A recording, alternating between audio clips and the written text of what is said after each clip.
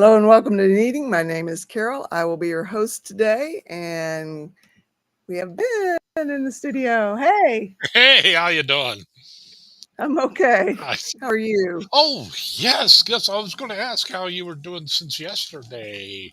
Have Not things? much change. Hmm, Not not much change. The only thing I can do is write it out and just see if it's just something I gotta live with that won't turn into this deep dark hole of hmm, depression.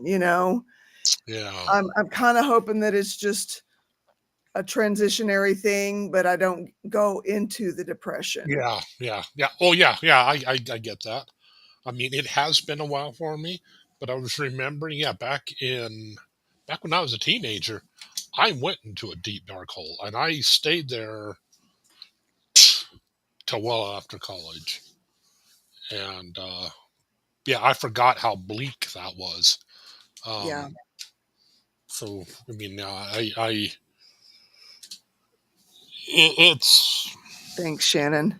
it's amazing how we don't forget how we can forget stuff that was so impactful. But Yeah. Yeah. I yeah, like I said, all I can do is write it out. I did call my psychiatrist, and I'm not sure I understood the instructions that she hmm, sent via a message. She didn't call me back directly. She had someone from her office call, and I'm not sure I understood her directions on how I was to take the meds. oh, okay, So I guess I'll just do what I've been doing and hope for the best. hmm, Thank you, Shannon. So I apologize, you guys. I wish I hmm, had more going for me right now, but I just I hmm. I don't I don't. Yeah. But she did give you a reply, right? Yeah, Okay. yeah. Something about splitting the medicine, and I don't know that I understood it fully. Any chance you could have Steve look at it? And I could, yeah. When he gets up, I could get his eyes on it. yeah, just I mean, it might help. Um, Yeah, but yeah, because I would really be interested to see what I'm hoping that she can. Yeah, if you didn't understand, you always ask for clarification. yeah, Yeah. That I yeah, really do hope you get this worked out soon. yeah. I do too. Yeah, it hits hard, Yeah. and yeah. Hmm. I will. Yeah. I haven't called her back yet, but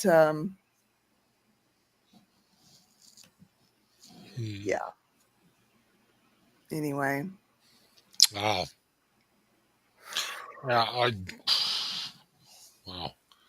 I've been digging and digging, trying to find stuff that will help with ADHD other than prescription meds. I'm trying, if at all possible, trying to stay off of that just yeah, because I mean I know it's not the end of the world, and I don't mean to say that there's a stigma. I couldn't care less, but it's just that I know that a lot of people struggle with getting the right medication, mm-hmm, and that's the part that kind of concerns me. So I'm trying to get this worked out as much as possible.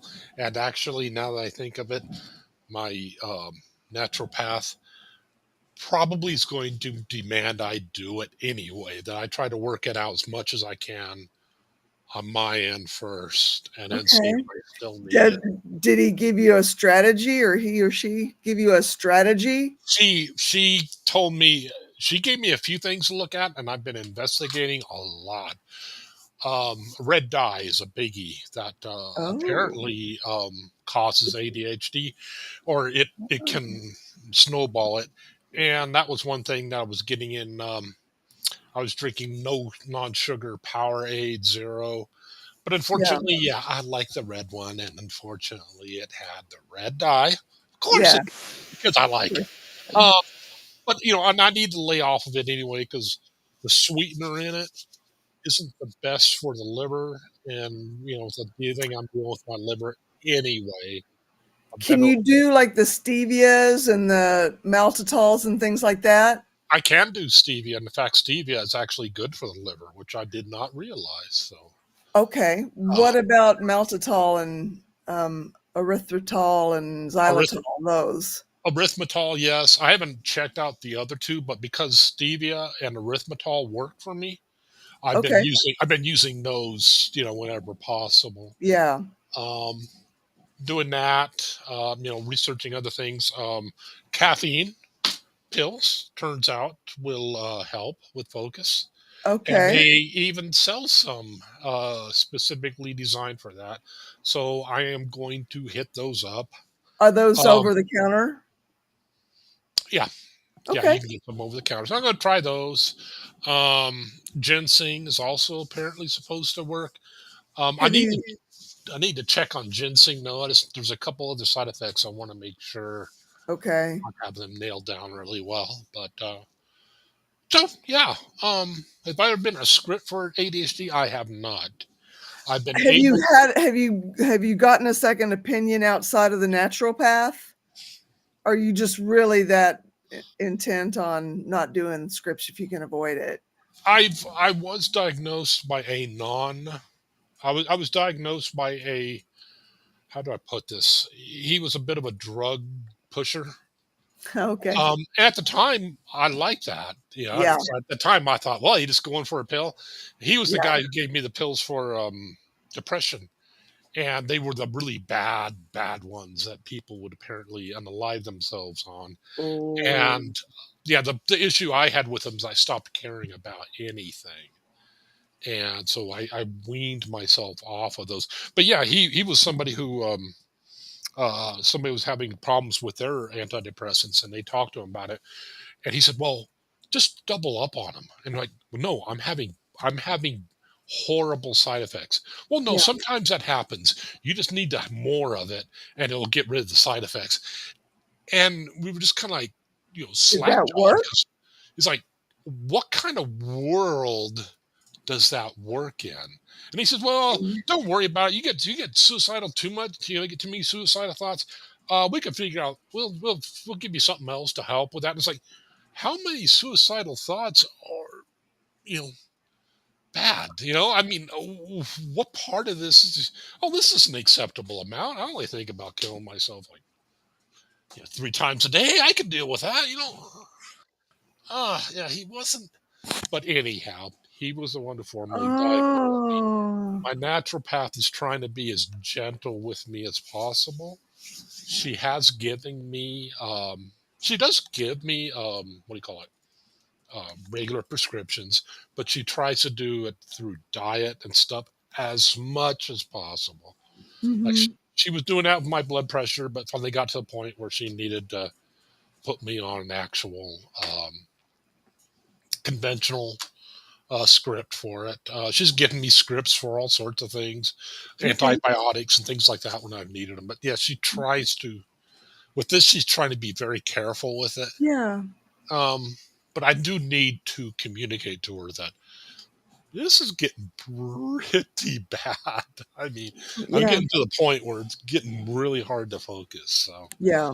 um, and I know a lot of that is from no longer having nicotine in my body. And I don't like to say I quit nicotine because I know of a host of people out there who they're quitting nicotine and they're quitting smoking, they're quitting chewing, they're quitting where they're getting eight 8 milligrams a pop. I hesitate to say I'm quitting the I'm quitting nicotine when I'm taking little 1 milligram little lozenges that you know So I can quit like that. So what is the issue with taking the nicotine? What why are you feeling the need to quit when it's not in the I would form of lighting something on fire? Well, it, and I realize now, I didn't realize till I quit. At the time, I thought I was really heavily addicted, and I was taking like Okay. 18 of them a day. And it wasn't until after I was like, okay, I've got to get off these because I'm getting 18 milligrams a day. That's still a healthy dose. You're not getting the other stuff that's in nicotine, the really harmful stuff, the tar, The the tar, yeah. ammonia, and all that stuff. And the stuff that eats through the lip. Yeah. Yeah, yeah, you're not getting that. Yeah. Um, and in fact, these didn't even have sugar in them. They had erythritol. So Okay. that was all good.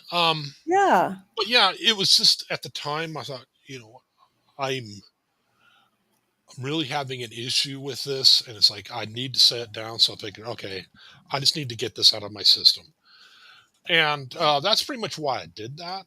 Um, Okay. and I think now I think I'm going to eventually go back on 1 milligram in the morning, 1 milligram in the evening, and yeah, and I realized too. What a big thing I Okay. was doing is there's in body language when you're sticking something in your mouth, object insertion is typically a need for reassurance.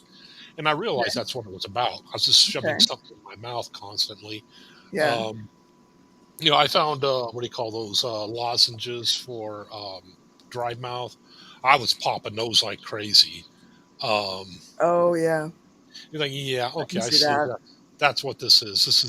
This isn't nicotine. This is a need for, and it's probably has to do with ADHD. Um, Okay.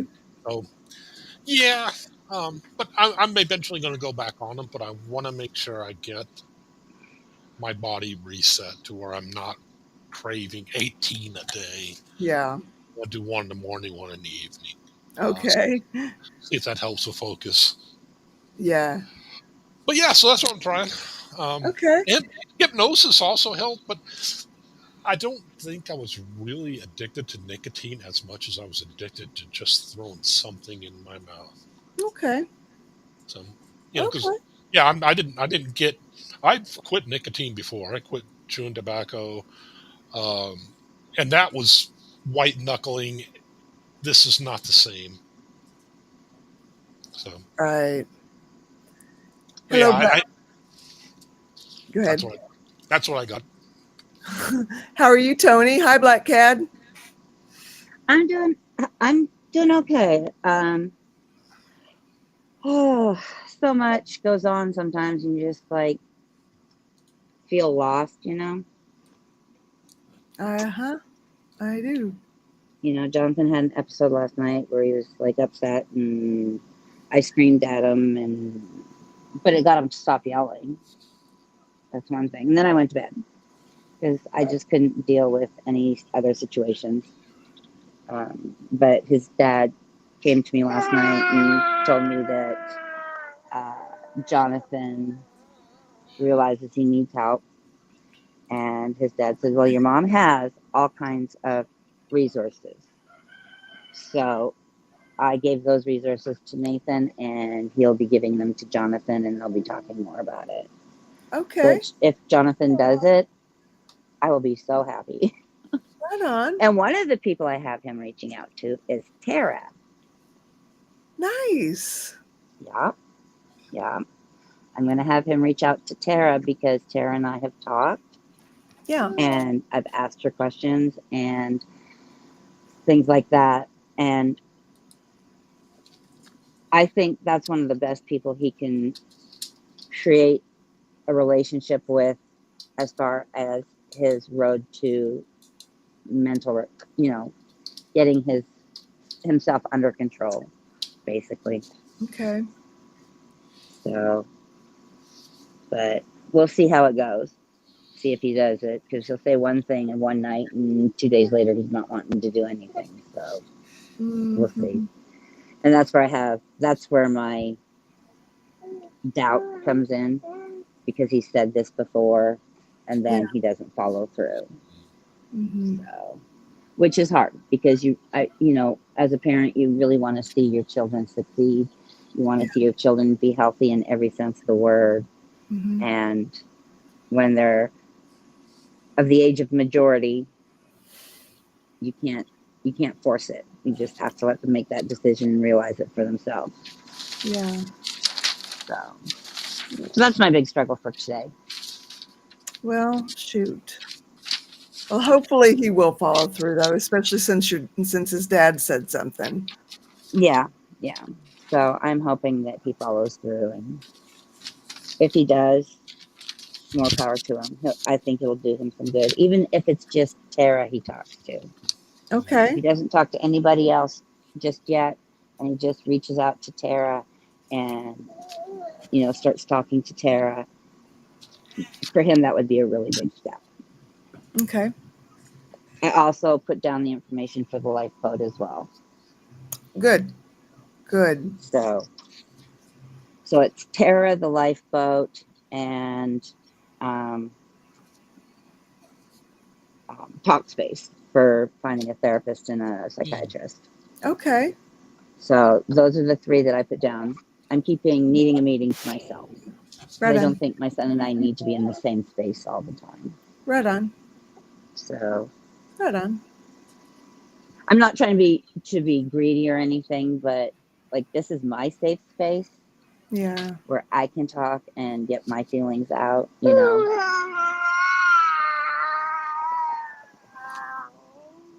Yeah, you don't want worlds to collide. No.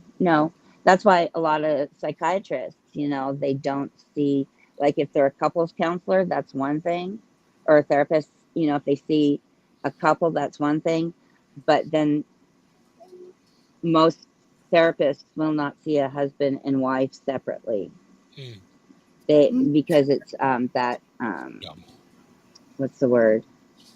Conflict of interest. Yes, thank you. That's it. There's a conflict of interest there. So usually, like, where I was going for my therapy, Dustin went there as well. He had one therapist, I had a different therapist, just to keep the conflict out. Even between parent and child, it's better for the child to have a different therapist than the parent, because again, that conflict of interest can come in there. Yeah. Okay. So. Is that a hard, fast rule or just an ethical guideline? It's an ethical guideline. Okay. So, it's just to make sure that there's no crossing over of information. Even though a therapist might not mean to say something about something the other person said, they have to be careful that there's no temptation there to do that. So that's the ethical thing. Hi, Christy. Okay. Hey, Christy.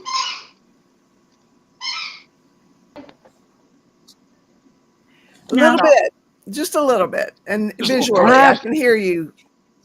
All right. I'm going to come back on. Let me turn off my Wi-Fi. I'll be back. Oh, you're fine. You're good. Oh. I tried. I've had Love Shack in my head all day today. Love Shack? Oh, thank you, Ben. Now it's in my head. You're what?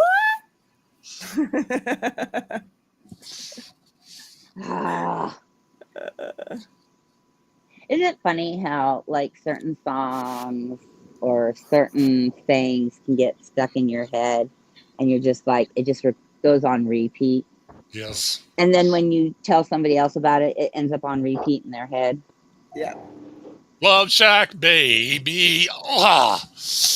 Thank you, Ben. Thank you for that. You're welcome. You know what I heard somebody say about those things, because they're called earworms, is if you say "bye, Menon," it throws that off, and then it doesn't stay stuck in your head. I don't know if that's true, but that's what I heard. And if you hear squeaking, it's because the buddy dog's got toys. So maybe they will chew on the toys and not the furniture or the rug or each other or my shoes or the trash or, if it's too much, let me know. And I can mute myself when I'm not talking if it's obnoxious. It's horrible. And then my eye did this weird ass thing. Like, I don't know if you can tell, it's all like puffy and swollen because I wore my favorite orange eyeshadow yesterday and I didn't take it off straight away. And then it just went So I woke up this morning and my eye was all swollen. Yeah, I mean, I know it. I'm allergic to the dye, the color in it, the red pigment that they use and the orange pigment, which I'm also allergic to in like the perfumes and everything like that. But I didn't know that until I was a makeup artist and started wearing these really cool colors, and then my eye just went, and it really was horrible. So now it's all swollen and itchy. And that's the worst part of my day. So it'll go away. It just takes a few days. I have to not itch it, But yeah, so see the difference in my eyes? It's awesome. Oh wow. Oh. And it is what it is, right? Yeah, I mean, I guess I've got a live stream at 7 tonight, so I'm like, I'm just gonna look a little lop-eyed. It's okay. I just Floppy bunny. move through it. Yeah. I mean, whatever. Carol, I'm sorry that you're struggling. I wanted just to hop on and support you. I don't have any advice or anything I can suggest, but just know that you're loved and Thank you. So yeah. And Ben, good luck with your ADHD. I have no insight on that, but I hope you find something to sort that out for you too. Oh yes, I got so many opportunities or so many things I'm looking at. So yeah, in worst case, I'm going to go back on nicotine just after I feel like I can control it a little better. So. Yeah. There you go. I wish I'd paid enough attention to whether or not it helped me back when I smoked. Mm-hmm. I know one of my best friends, she smokes and she drinks a lot of Mountain Dew, and it helps her. She looks at me and she's like, "Don't you judge me. Don't you be that shitty kitty. Don't you judge me." And because she's like, "I know you are," and I'm like, "I'm not." I said, "I'm really, really not. If it helps you." I'm like, she's like, "You're over there with your canned water," and I'm like, "Yeah, but I buy eyelashes." So, I don't smoke cigarettes or, drink Mountain Dew, but I buy eyelashes. So it's okay. We all have our thing. How I look at it. Hey, I like that canned water too. So it is good. I'll tell you what, it is good. It's much easier to drink than the bottled water. So for me, I like it. Especially because it's flavored and it gets really cold. It's really nice on a hot day. So it's over 100 degrees here today. That's not with the heat index. Yeah. And I ran around all day in my plaid shirt and my cutoff shorts. I was like, oh, so we're just Daisy Duke in Kansas now. All that's missing is the Jeep. I don't know how you're wearing long sleeves in 100-degree temperatures, but this morning I threw it on to run next door to talk to Mindy, and then I just wanted to get going, so I just hopped in the car, and it wasn't that hot when I left. But man, I tell you what, when you come out of a store, I'm like, oh, yes. Yeah, this is what we're talking about here. And I'm thinking it's only fixing to be July, so I don't know what August is going to be like. Woo. Yeah. I can't figure that out here because I work for the places that are energy companies. They usually tell you to do things like try to moderate your temperature a little better. Yeah. We're bad at this place. They jack that. If it's summertime, that thing is like a freezer. If it's winter, it's like it's like sitting in front of a fireplace. It's like sitting like you're welding. So yeah, there are times outside to warm up. It's like in the middle of summer. Yeah. Go outside. Oh, thank God. I've done that too. Well, see, and that's what I try to do. I try to manage my temperature, but I'm also, a woman of a certain age, and I got those hat flash things going on, and that's not very fun. No. So, moving around. Yeah, or I just kind of suck it up sometimes and put a blanket around me, and I'm, because I don't want to be up and down with the thermostat, because I know that raises the electric a little bit. So yeah, I mean, that's the extent of what I'm dealing with. Get too cold inside, go outside to warm up. Forget to change my shirt, have one funky goopy ass eye. Other than that, I'm okay. So How are you, Stacia? Doing pretty good. It's a little emotional saying goodbye to one of the social workers who's moving on to new beginnings, and she was very heavily involved in my case. So, Ooh. yeah, it's a bit emotional. It's a bit emotional. Okay. Well, do you Yeah. feel like your case is in good hands? Oh, yeah. Okay. The other social worker, she deals with, okay, this house, there's two different sides. There's the women's side, and then there's the parenting mother side. So they're trying to help you separate the mother aspect of you and just you. Okay. Because meshing the two together, it gets rather confusing. And now that I'm able to separate it a little bit better, it helps me quite well to be able to describe and manage through some of the emotions and some of the things that I have to do because I'm able to separate it. Yeah. And this one was the one that was helping me with the child side, but the one that works on the woman's side, she used to be that type of social worker here at the house. So now I'm going to have one who does both for me. Okay. So it'll be a little bit easier because now I don't have to communicate to two different people. And yes, they have like their own little notebook that they write everything down in, so I don't have to describe it. But sometimes you'll get a question so that they can understand it wasn't properly written down with the emotion. So they're just like, okay, well, can you explain this a little bit better? Now it'll just be one person who gets all of it. Okay. So ultimately, it will be easier. Okay. And this social worker that's leaving was the first one that I've dealt with since the whole situation started, who had an understanding of my subcultural lifestyle. So it was a way for us to connect and a way for us to bond on top of me just having somebody who understood. Yeah. So it's a bit emotional. Not that the other one doesn't understand. She definitely tries. And, it's just not as easy when you don't have an understanding of it. Right. So, yeah. Yeah. Well, and a lot of the ultimately, I'm pretty questions. good. Right on. Sorry?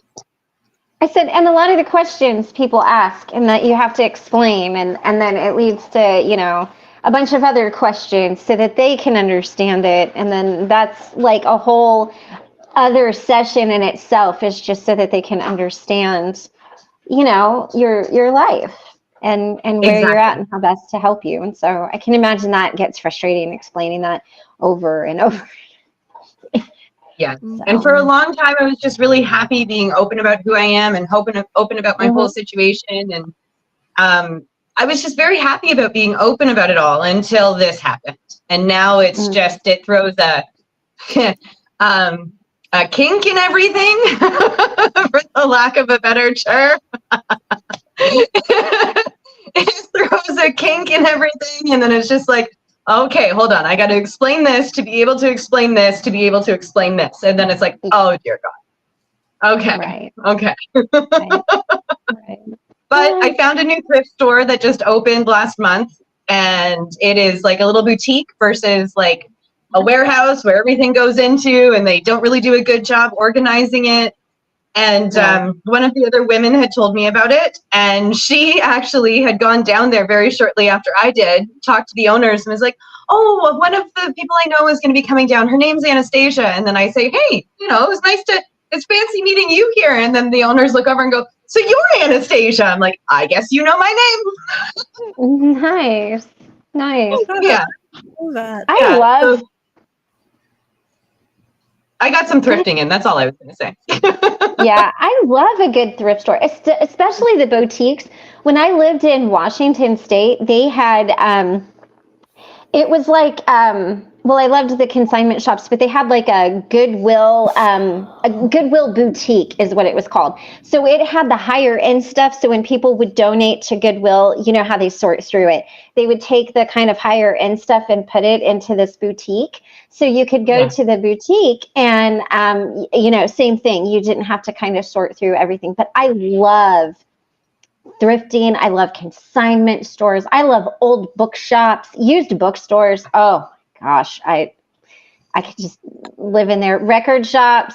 I'm a person who I like to go shopping. I don't like to do that online. I want to touch it and see it. And, plus when you're hobbit sized, you kind of have to try stuff on. It doesn't work out well if you don't. But, and I did luck out. There's a local watchmaker who only has 2 watches made so far. And they are in the city where I'm at. And I decided I bought one. Nice. That's nice. Really great. Vintage, I like punk looking, large face. Yeah, and I Instagrammed them already, took little videos. It's like, you are welcome to use these. Like, please go ahead, use them. Just, you need to get some more stuff done. This is fantastic. So that was kind of cool too. Good. Good. Yay. I love the band. Right? I don't know what it is about, I don't know. The only way I can describe it is that it looks very vintage. The leather looks very vintage. Yeah. And worn. That's the word I'm looking for. It looks worn, and I love that style of leather. Yeah. I was just like, this is me. I need it. And the hands have like filigree on it, and I have filigree tattooed on me. It's on me for life. So I'm just like, it's supposed to be mine. It's just supposed to.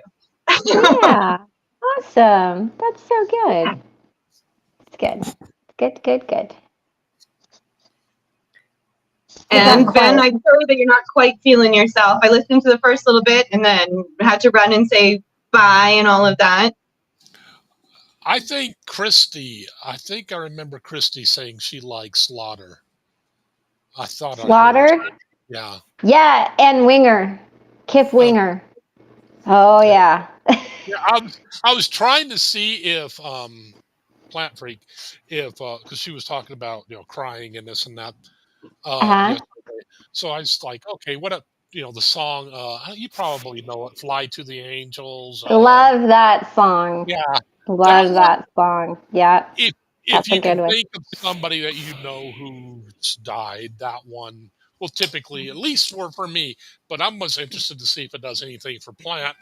I told her it is hair rock, so who knows? Who knows what effect it'll have?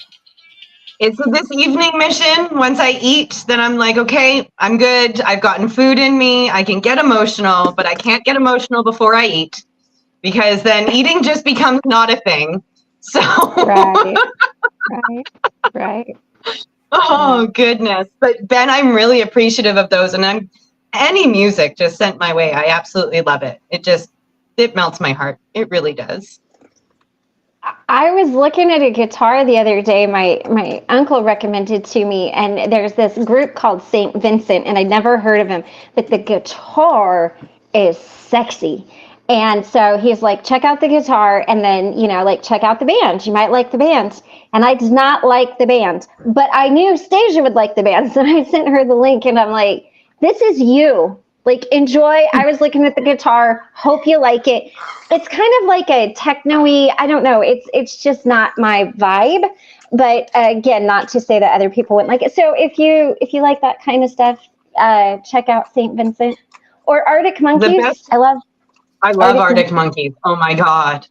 My best description of St. Vincent is, if there's any SPTV fans, Laura FM. Oh, okay. Laura FM's music is St. Vincent, just in like band version. I know she has a band and everything, like Laura FM has a band and everything, just they're a little bit, I wouldn't even say more polished, just that style. Style very much. Like even the look of the lead singer, everything is very, like, I thought Laura FM immediately. I love Laura FM music. It's cool. Well, then you would probably like St. Vincent, so you should check that out. The lead singer she's a tiny little brunette too, and the reason she designed her guitar the way she did, it almost looks like a dress, so it's kind of like that. Like it's really cool, so it's easier, it's lighter and easier to handle because she's a smaller person. Because we were talking about guitars, my uncle and I'm just like, I am still like, I mean, I can do it, but I just haven't found the right thing yet. And he's like, check this guitar out. It might be what you need. And I was like, oh yeah. Oh, Warrant. Yeah, Warrant was good. You know, and yeah. I'm still Winger. That's my dude. If you don't know Kip Winger, Google him. You'll be like, God bless America, Christy. What is wrong with you? It's okay. But I also love Greta Van Fleet. If you guys have not checked out Greta Van Fleet, you should check them out too. They are amazing. So, I like it. How are you doing, Cosmic?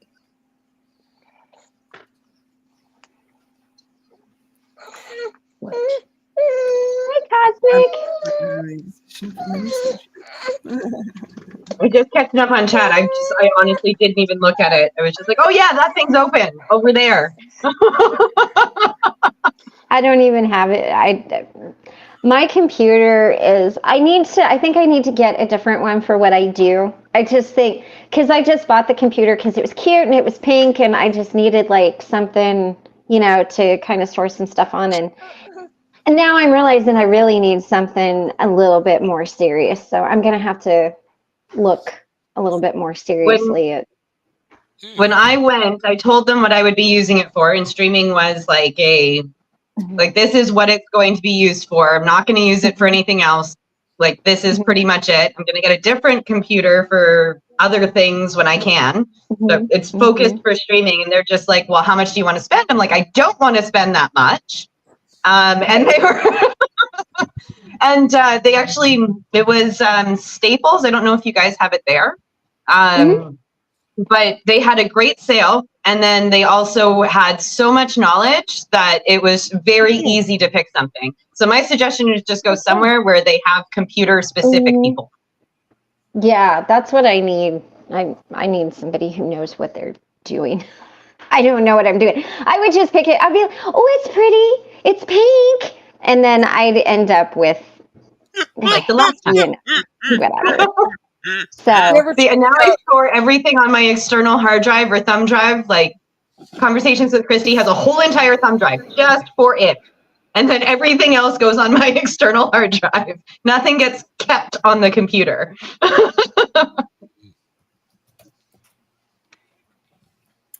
Have you guys? Did you guys know that Brian May has a guitar company now?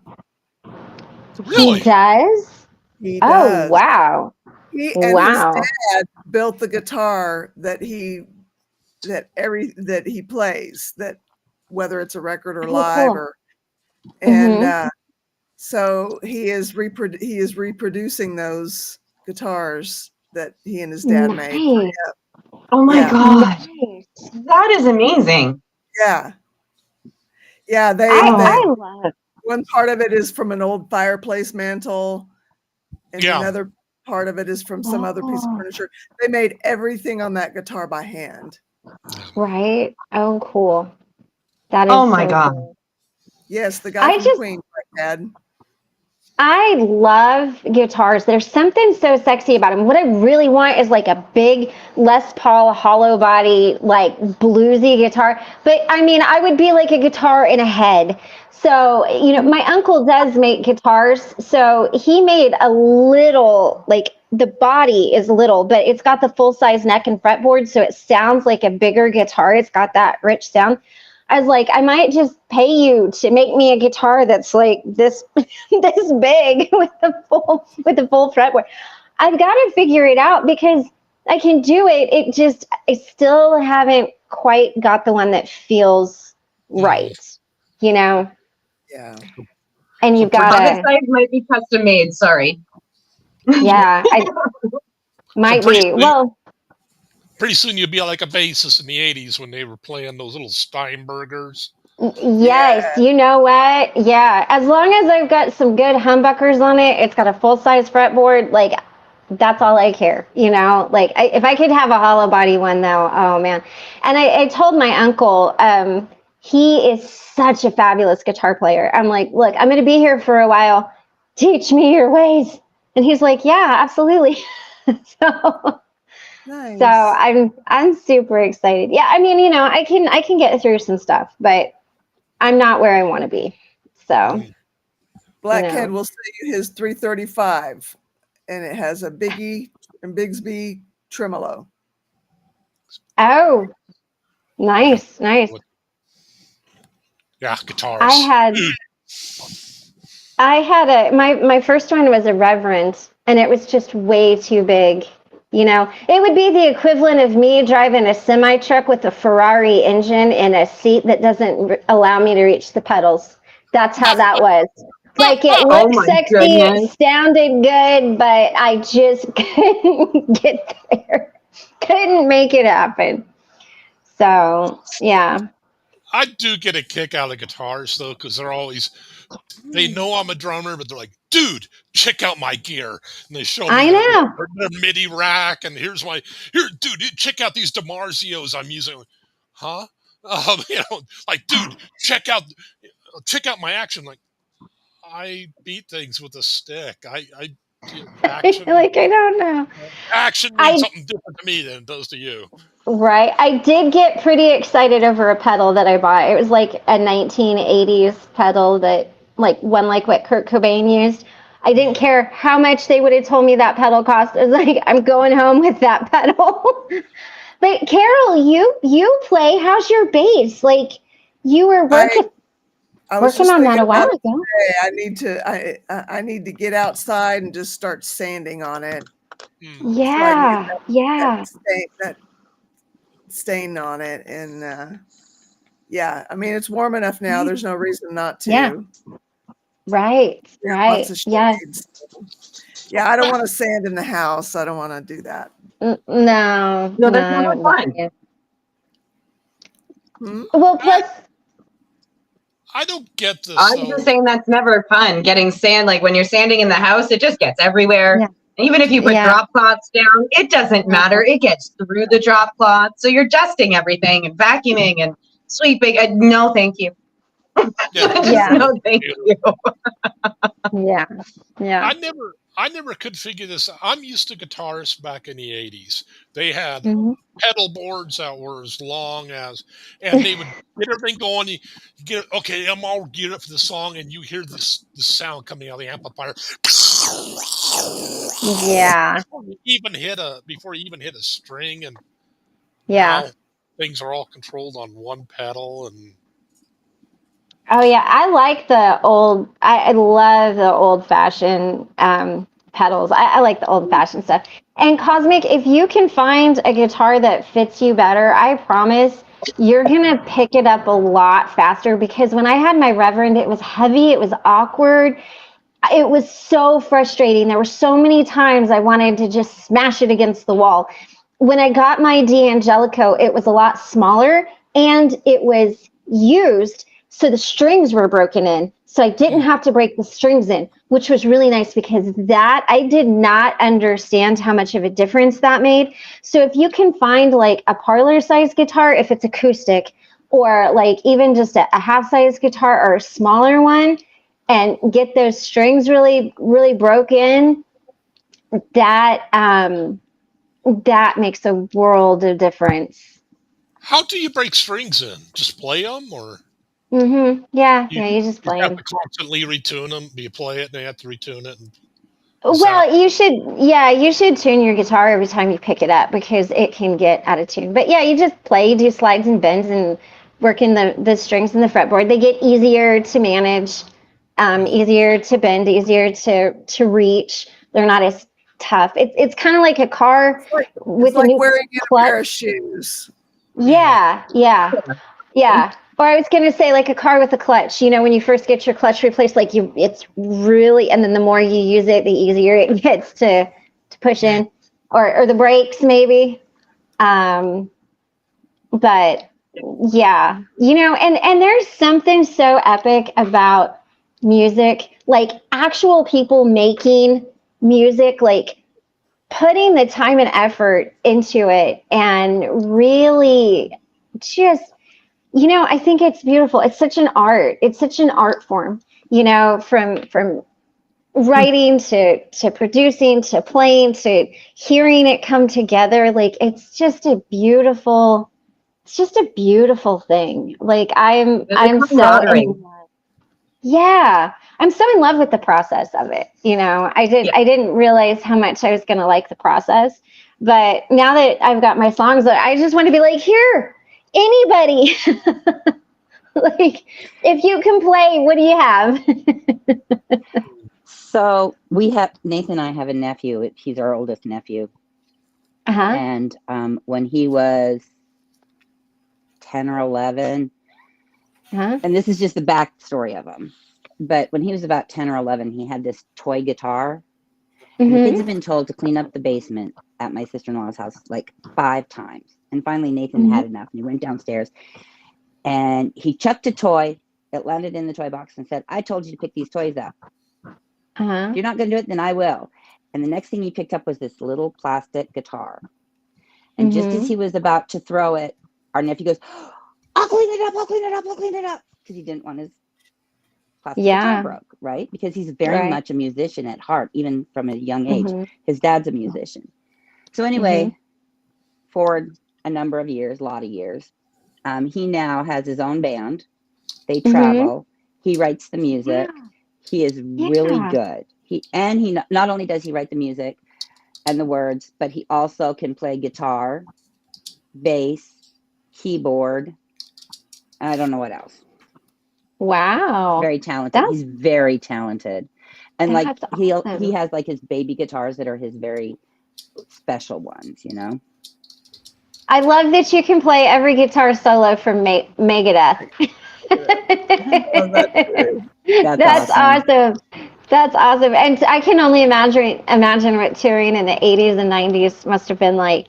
I always wanted to be like Annie Leibovitz. Is that how you say it? Like she was the photographer for Rolling Stone and traveled with the band. I always wanted to like get those pictures. Like I didn't need to be the star of the band, but I wanted to be with the band, and I just wanted to get all of the like amazingness of it. Now I want to do both. I want to be in the band and get the pictures. You should have been a drummer, because then you get to hang out with the band. I don't know if I'm coordinated enough. There's so many different. I was listening to Dave Grohl talk about playing the drums, and I was just like, man, this is so over my head. But is it Def Leppard that's got the one-armed drummer? The drummer from Def Leppard's got one arm.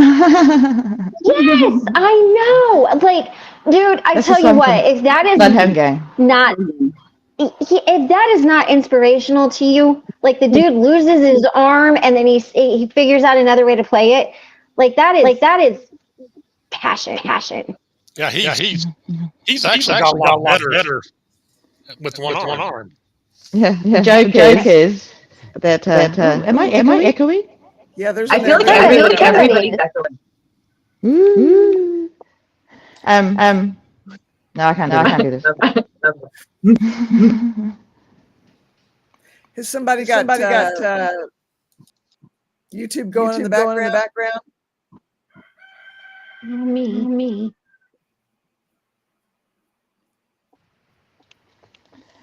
The joke is that Jesus.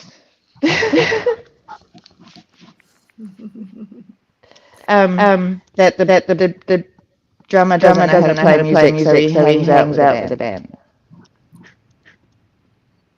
That would be cool.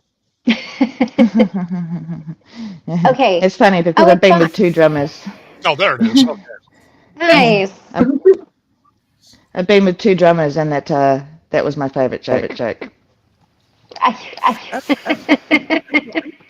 Echoes back. It's you, Tony. It's back. I think it's gone now.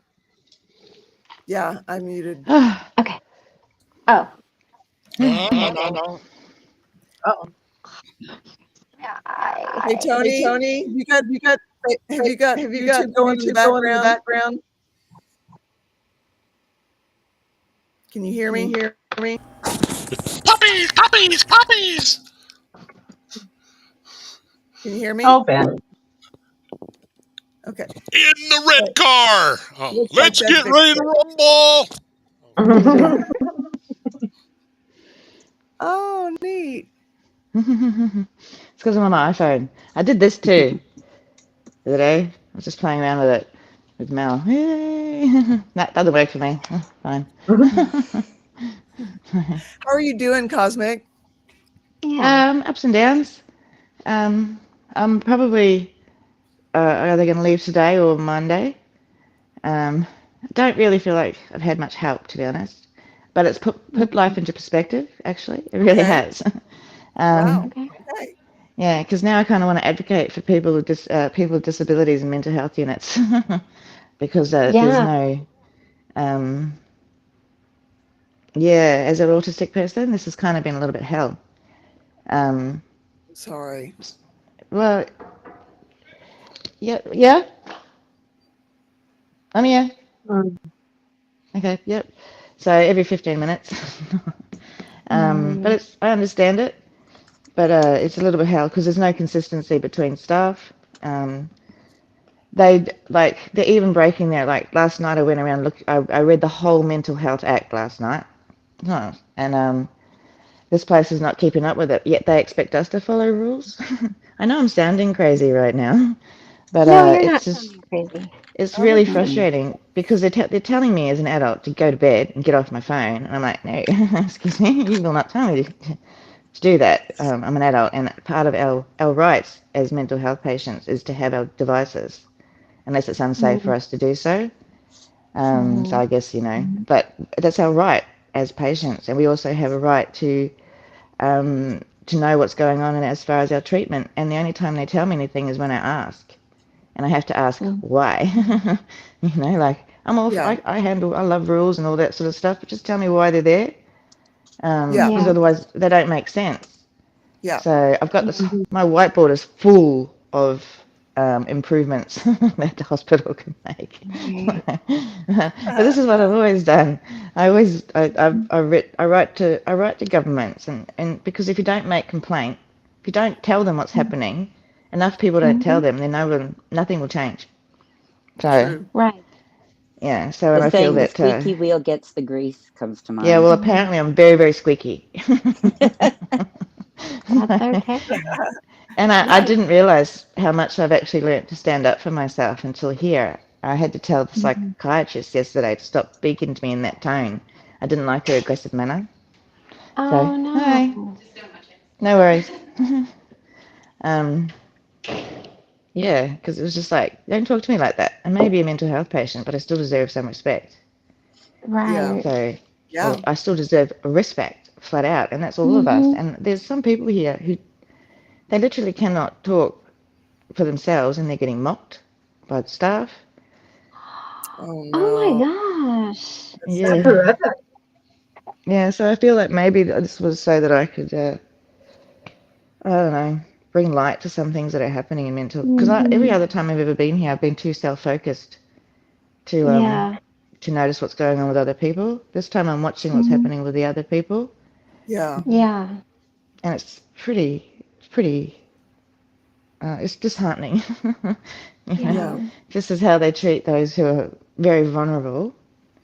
At this stage, I dread to think what they're doing to dementia patients and all that sort of stuff who can't speak up, and Oh. so it's just terrible. But I'm really grateful that I got the opportunity to come here because it's really hard to get into these places, and so Yeah. Yeah. I'm going to be able to get the assistance I need out on the outside as well. So Okay. that's good. Yeah, and Good. it was a good reset. Yeah, push the reset button. Right on, Yeah. Cosmic. The universe Right sent you on. there for a reason, Cosmic, not just for yourself, Yeah. but for you, because you're in that space where you can look around and see what's going on and really take in what's happening in that space, you were sent there for a reason. I truly believe that. And it refocuses you too. It takes your mind away from what's going on with you to being able to focus on something else and not stress over what's happening with you. Yeah. If I'm correct, right, Christy? Yeah, I mean, there's a lot of, I think you're in a good spot. Like you said, you're paying a lot more attention to what's going on around you as opposed to just you. And that's part of healing as well, is just being able to, see other struggles. I think you would be an amazing, amazing advocate because you've been there. Like, and you're not just saying the whole thing is bad, burn it down. You're saying, hey, I mean, I needed this. You've been helpful, but you could be better. And I think that's amazing. And that's a wounded healer type journey. Look, I've been wounded, and so this is how we help. And I think that's amazing. I mean, I'm sorry that you ended up there, but I'm grateful that you're seeing it for the benefit that it's been. Benefit, I use that term loosely. I know it hasn't been a huge benefit, but I know it's been a huge benefit. I like, honestly, like, look, the staff generally are lovely. They're working in within bounds of the stuff that they've got to. So I understand that. But they all decide what bounds, like how far, how there's no, this is it. It's either this, there's a little bit either way. And it's like, that's what's confusing, especially when you need structure and routine and all that sort of stuff in this sort of place, and to know what's happening. And to be honest, because I've gone around and done a little consensus, and it's not just me that feels this way as well, as far as the inconsistencies. And it actually, it tends to make you feel crazy, because you're like, well, I was allowed to do this before, why aren't I allowed to do it now? And someone else would say, well, that's not the rules. And I'm like, well, why was I allowed to do it before? Right. It should be consistent across the board, Exactly. That's what I was just going to say. Yeah. Yeah. And it's just, that's been my biggest frustration. But as far as everything else, I really, really have appreciated being here, because I couldn't have done this anywhere else. And look, I knew I could get through this. Like, that sort of feeling and emotion, if you can get through it, you can get through it. It's just getting through it, so it's just like, I understood that this is just a moment in time, and I'm just overwhelmed, can't deal with it right now, but just give me a little bit of a break, give me some help, keep me safe, and I'll get through it. And I just wish that my stepdad had done this too, because, and I wish people had listened. I listened, but everybody else didn't listen. Nobody paid attention. When people say that they want to do this, that they don't want to exist anymore, it's not a cry. It's not for attention. It's a cry for help, because they wouldn't be telling you unless they wanted help. If they didn't want help, they wouldn't say anything. So I feel that if anyone just seek help, because you'll get through it. I'm getting through it. I'm super emotional. This is just who I am. I have emotional regulation issues. But you'll get through it, and it's really just, honestly, peer support. You guys have been great. Even though I may not have been on in the meetings, I listen, walk around, I do pace around, listening, and the lifeboat and all that sort of stuff. You guys are such amazing help, because having people out there who understand what you're going through is a lot. It helps, because there's people who try to help, like, who haven't been through it, so they can't. There's no understanding there at all, and they try empathy. They do try empathy, but understanding, I think, is something that really matters. You can be as empathetic as you want in the world, but until you understand, there's very little that you can do for somebody. But also, you kind of don't want other people to go through this sort of stuff. Right. Well, and one thing that I know that's true is 988 is the number for the unaliving hotline in Canada and US. So if you're struggling with that, you can dial 988 and you can talk to a professional if you are having a serious idealization around that. Or So, are in crisis. Yeah. yeah. And also, Yeah. there's different numbers in Australia. If anyone needs those, reach out, because I know the one from Yeah. Queensland anyway, which are really Yeah. good. I know the good ones. Stay away from Lifeline. Mhm. But I know If the it's good okay, ones. Cosmic, I might reach out to you for those because I like to keep them on hand for when the topic comes up, either here in Needing a Meeting or other channels, just to make sure that the resources are put in. Yeah, I will do that. I think I did put them up in Discord, but it's probably gone by now, so I'll do it again. But yeah, Okay, so thank you. it's been I'll send them to you though. So Yeah. I'm too scared to go home. But Are you? but yeah, because I don't know how I'm going to be. Yeah. But I'm not going to be going home. I'm going to be I'm going to Mouse. Okay. And that sort of stuff started. So Okay. yeah, at least there's a plan. Okay. So Okay. yeah. So how's everybody Also- else? Also, Cosmic, don't forget, I'm always here if you need me. Thank you. Anytime. Okay. Just reach out to me. I will talk with you. I've been there. I've done that. You know, I've been through it. I know the feelings. And it's the only reason I'm here today is because of friends that cared, that Yeah. literally saved my life, made me breathe. Yeah. So I understand. Thank you, and I Yeah. appreciate. So, but I did friend you on Facebook too, by the way. yeah. All right, I've got to go.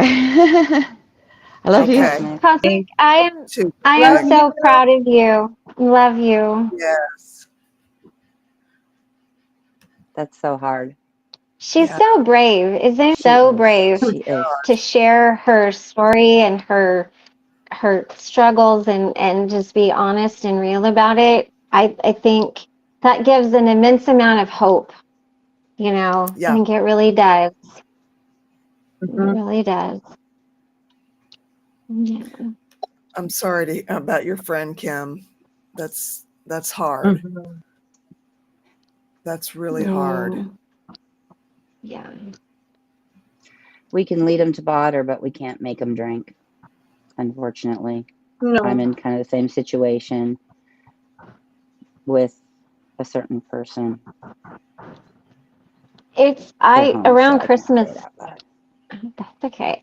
Around Christmas, I had a situation with two people. One, it was a 3-day thing, and then another person, like right after that got done, and both were people that I loved very dearly. And it is a very, it's,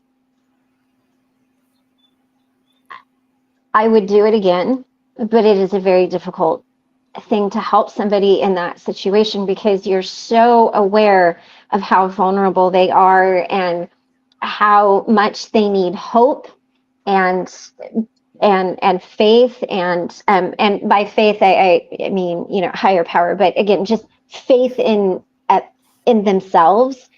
It is it's a really emotional place to be as well, you know. And I called 988. I didn't know what else to do. And told them everything I had done. And they're like, you did, you know, because even if you're not the one in crisis, if you're dealing with someone in crisis and you don't know what to do, you can call them too. So I want to say that as well. You can call 988 if you're dealing with someone who is in that kind of crisis. You can call that, and they will give you steps to do. And I had done all of the steps that they suggested. And, you know, the thing was, I did not have my friend's address. I didn't know what kind of car they drove or phone number, license plate, anything. Now I have all of that. I'm like, okay, you know, I get out my little book. I'm like, where do you live? What is your license plate number? How tall are you? Because, you know, my friend really needed that in the moment. And I didn't have it. So, because we've got everything saved on our phones, it's not like it used to be.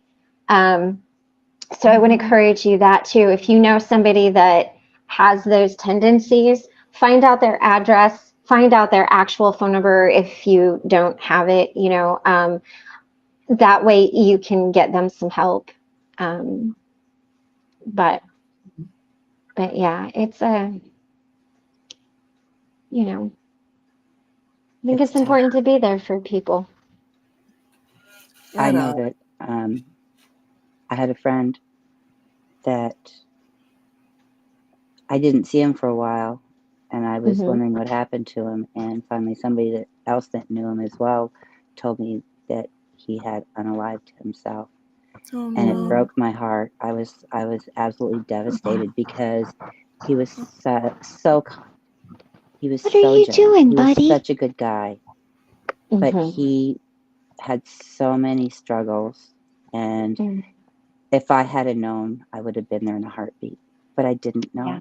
So now I try to make sure I stay very well aware of my friends and my family and what's going on with them and how they're feeling, because that feeling of loss like that, and that wasn't the first time I'd lost a friend like that.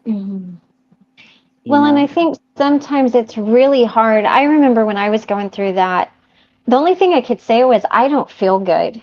Like, I couldn't even express why I didn't feel good or how come I didn't feel good.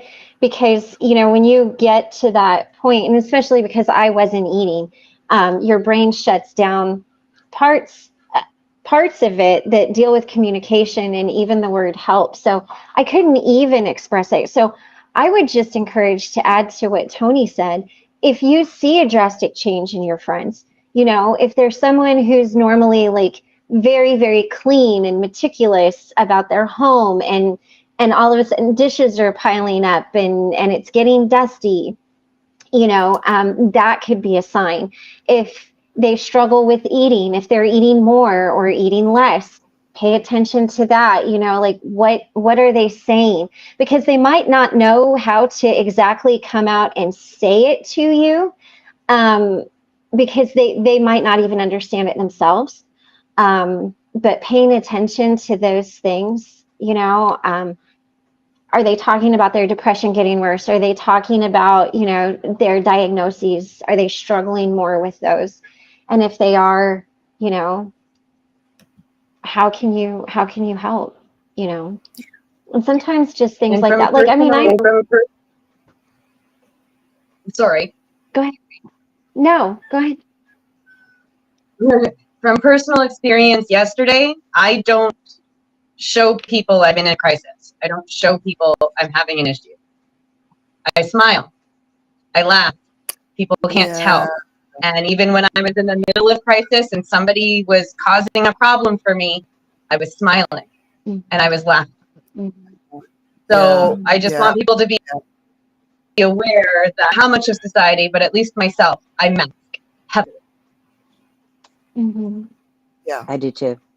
I do too. Well, it goes. I mean, it goes sometimes back I'm to better those at it masks. than others, but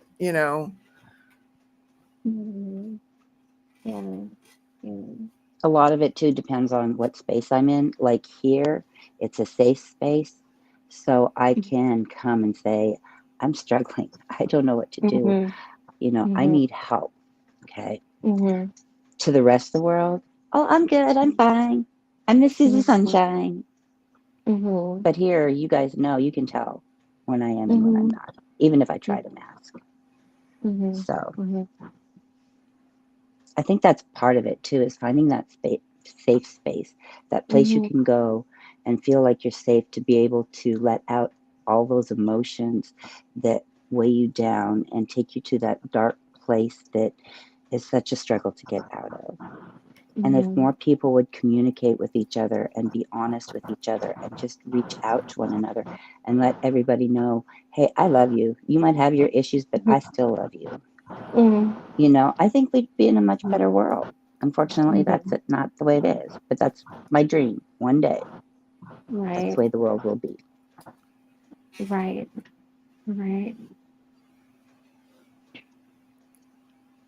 I've got my little green crystal. I've been carrying it around for days. It's just grounding for me.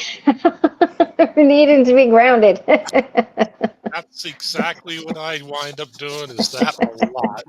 Yeah, yeah, yeah. And I think it's just and I remember there were times with me when I was coming off the medication that I didn't need. I didn't understand what I was saying. I couldn't, my brain couldn't wrap itself around it. I think I might have shared this story that, my mom is a Christian. She believes in heaven and hell, and she believes that my dad is in heaven. And I wanted to go see my dad, and I couldn't. And mom's like, "Well, you can't do that." And I'm like, "Well, why not?" And she's like, "Well, he's in heaven." And I'm like, "Okay, I'll just go to heaven." I didn't, even though I grew up in the church, I didn't have the understanding of, in that moment, of what it meant to get there. Like, you know what I mean? Like, it wasn't clicking in my head what I was saying. I thought it was a place I could just get in and drive my car to. And she had to call my brother, and my brother's like, "Look, this is how you get there in case you forgot." And I was like, "Oh, okay, well, then I don't want to go there." And then they gave me, a risperidol and a sedative, and I fell asleep for 3 hours and woke up and, So, I mean, but sometimes even in that moment, a person might not fully comprehend what they're saying or what they're thinking because of their mind, because of where they're at. And I don't think there's any one answer to everything. I think just, like I said, paying attention if somebody is not themselves, like, okay, you don't look like how you normally look, you're not talking about the things you normally talk about. You're not laughing as much, because I think there's little clues that let us on that something's not okay. We might not know it. Someone might not know how to share it with us, but, we can sit with them in that, or we can encourage them, have you reached out to your therapist? And if you don't have one, maybe they can help you find one. Or, I know I went to the emergency room. Like when I was that bad, I got loaded up in the car and driven to the emergency room. So you can always take someone to the emergency room. And, in the United States, you do not have to have insurance to walk into an emergency room. They cannot refuse to see you. And then if you need to be... They can sure make it hell, though. Yeah. But on something like this, if you walk in and you're like, "This is where I'm at," and they can help you get resources. I mean, no medical system is... I don't think any country has it figured out by far, but there are things that you can do. Like you can absolutely walk in, whether it's that or you're having a heart attack or whatever. But it's, you might be able to get some help. Yeah. So Yeah. yeah. I've heard stories is all. That's what I've heard stories where they made people just wait and kept trying to get insurance information that wasn't there and kept making them wait. Yeah. See, now I've walked in a few times and not had any insurance, and they always got me back. And then they had somebody come talk to me about helping me with insurance, about helping me with Medicaid or no, Medicare. Sorry, not Medicaid, Medicare. So I personally have never had that experience because I have walked into an ER when I needed serious medical attention. I was not made to wait any longer than anybody else. But when I was in the room, and this was in a few different states, like the couple were in Colorado, one was in Wyoming, one was in Washington State.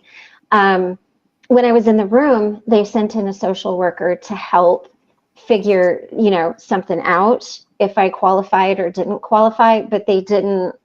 And if somebody tries to turn you away, you can always, that's your right. Like, you cannot legally turn me away. Now, Right. if you're in there for, say you broke your toe and someone's having a heart attack, they're going to take the person with the heart attack back first, but they can't legally refuse you. So just in case anybody ever needs that information, and I mean, if you go in and you say, this is my friend, and they're going to unalive themselves, that's an emergency. Like, if they try to make you wait, I would pitch one heck of a fit. And you had it right. It is Medicaid that they help you with, Right. not Medicare. Medicare is for retirement. And I know that, I always get those two confused. So you'll always I hear do me too. pause. I'm like, Meta, you know, Medicaid. and I know that, and I know that those are not, you know, I know those are difficult too, but something's better than nothing, you know. Yeah.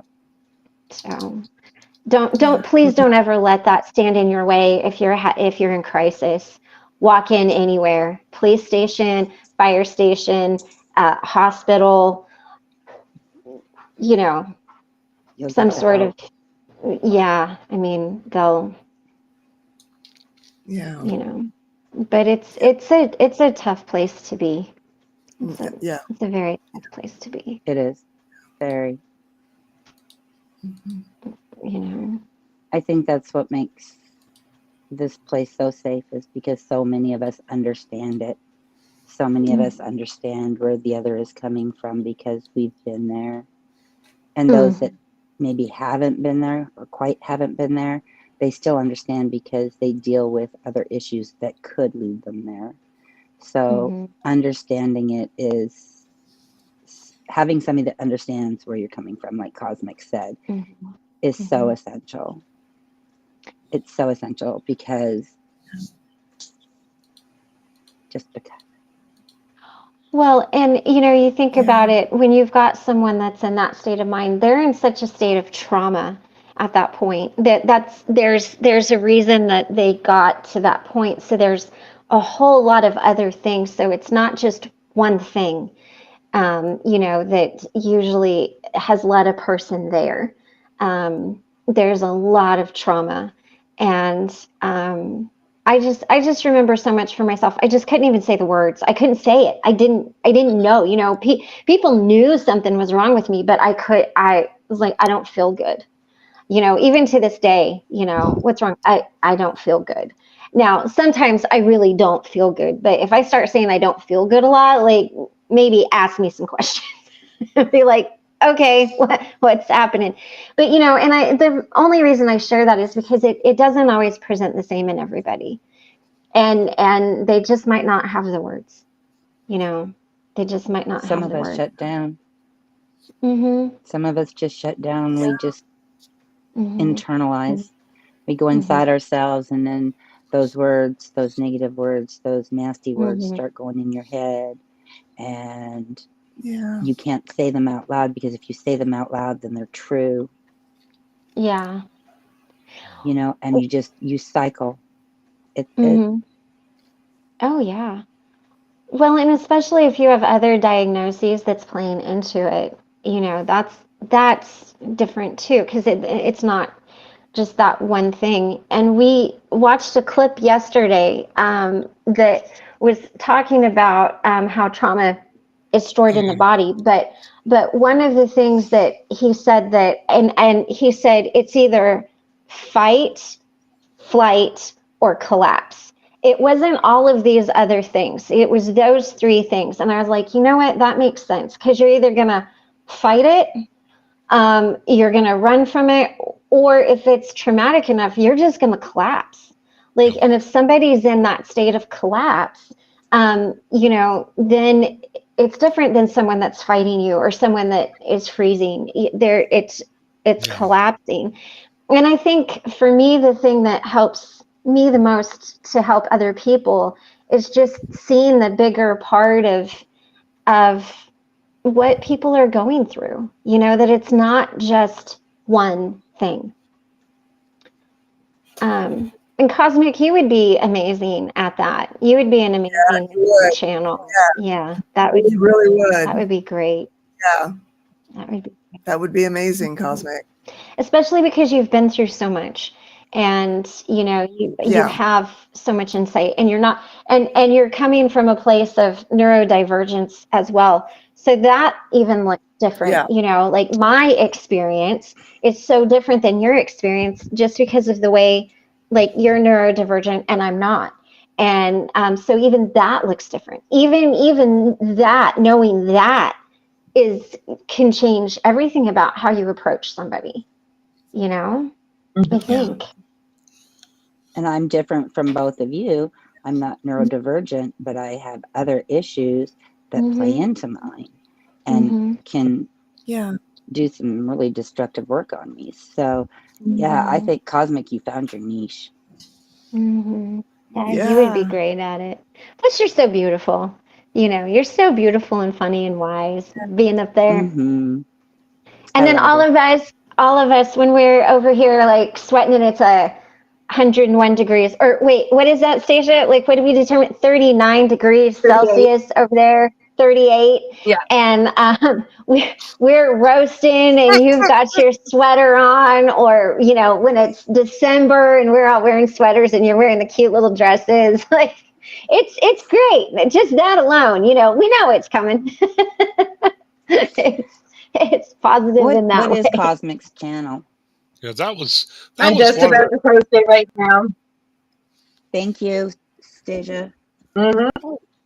That was one of the things with trauma that I found interesting, digging into it, that they call it, what would they call it? A thwarted body movement, where people who are in trauma, they have certain things will happen.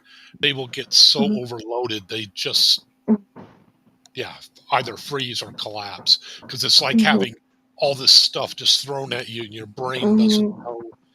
Yeah. And that people who have been through trauma, they could even be in a normal situation and that will happen. And you just kind of, I don't know how to deal with this.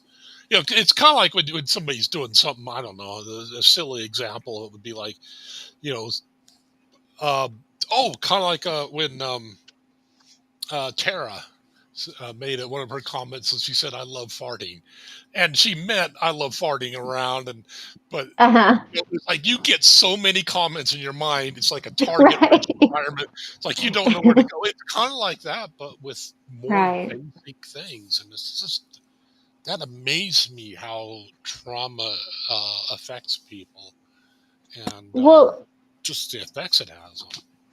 I have serious trauma around money. And I mean, I go from zero, it's not even 0 to 100. It's like 0 to 1,000,000,000 in 6 seconds.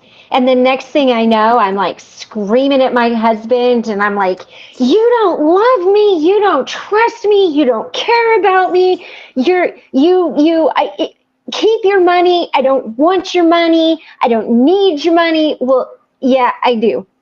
I don't have a job, and YouTube ain't paying me. I do need your money.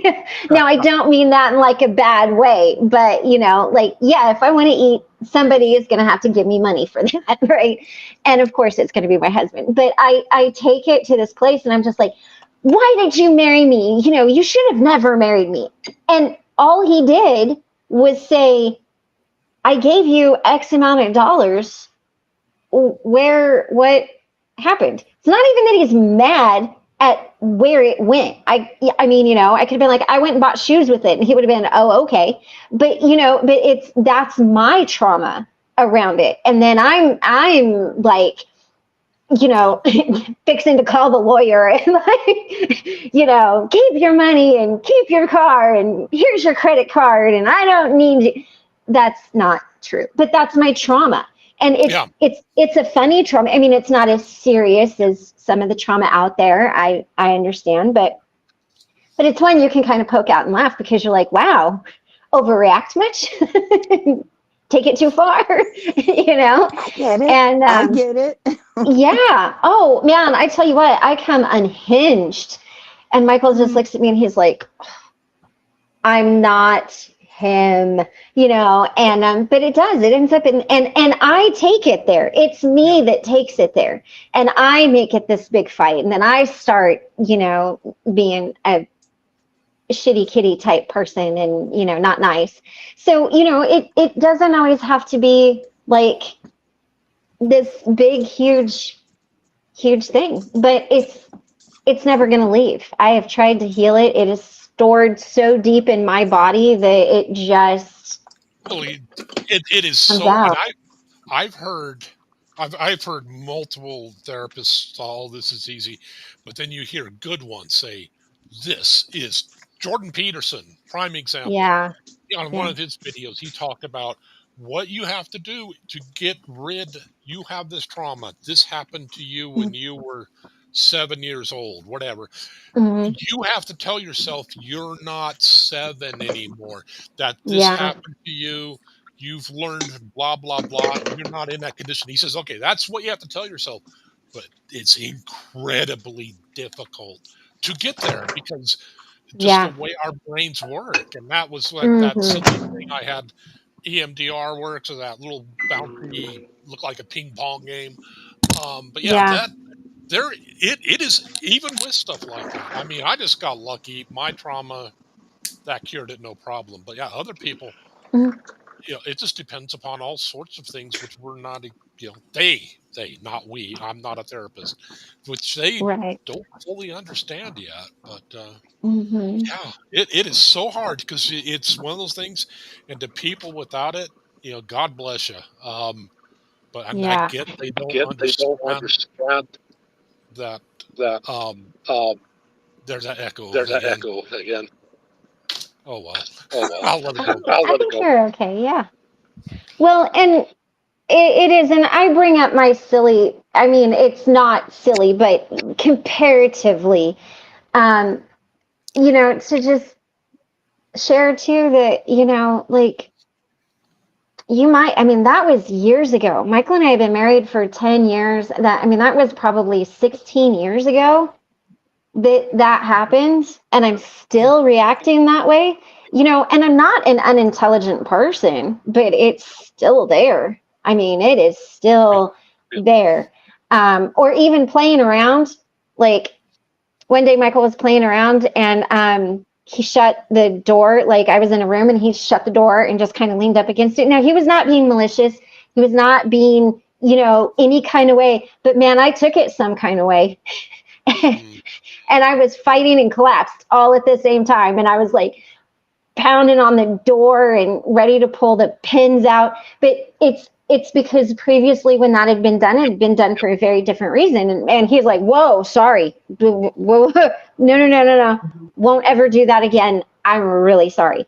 But, you know, it manifests itself in so many different ways. And I think too, you know, we've been talking a lot about trauma and unaliving the last couple days, at least I have. And so there's something in the collective, I think, that maybe needs to be shared, understood, healed. You know, we need to share our stories about it because you know, I mean, yeah, it can take you to a place when you share it, you know, because like Tony said, you know, you're saying it and it could be real, but it could also be really healing.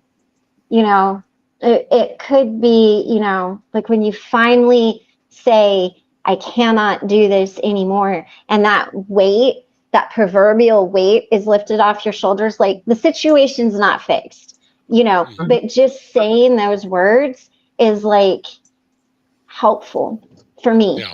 It's helpful. I don't know. I can't speak to everybody else, but for me, it's And I helpful can to say speak that. on that a tiny bit because I got a suggestion yesterday.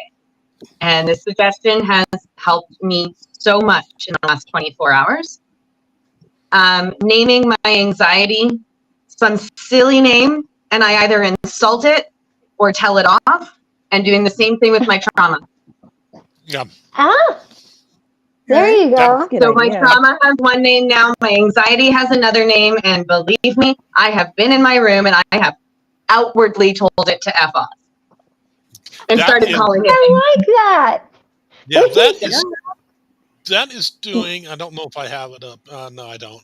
But yeah, that was doing one of the things that I was taught about with my limiting beliefs, where you show them like they're celebrated. And what's this designed to do is you name this stuff like you're mocking it, and so what that's doing is it's giving the lower part of your brain that talks with FATE, focus, authority, tribe, and emotion.